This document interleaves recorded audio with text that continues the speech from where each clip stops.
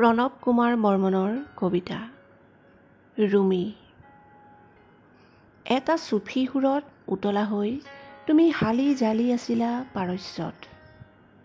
পানীখাইটি ষ্টেচনত মই তোমাক নমাই থৈ আহিছিলোঁ, কাৰণ তুমি পাহাৰো ভাল পাইছিলা।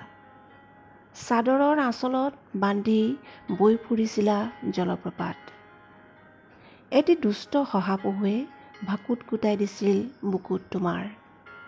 গোটেই বক্ষদেশ সিদিনাৰ পৰা ভেটফুলৰ পানী বাগিচা।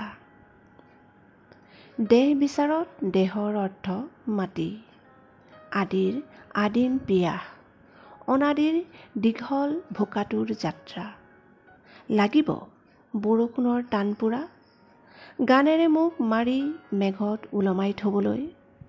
লাগিব খোজত নদীৰ নেপুৰ, পথৰুৱা বাটৰ খোজৰ উমান ল'বলৈ।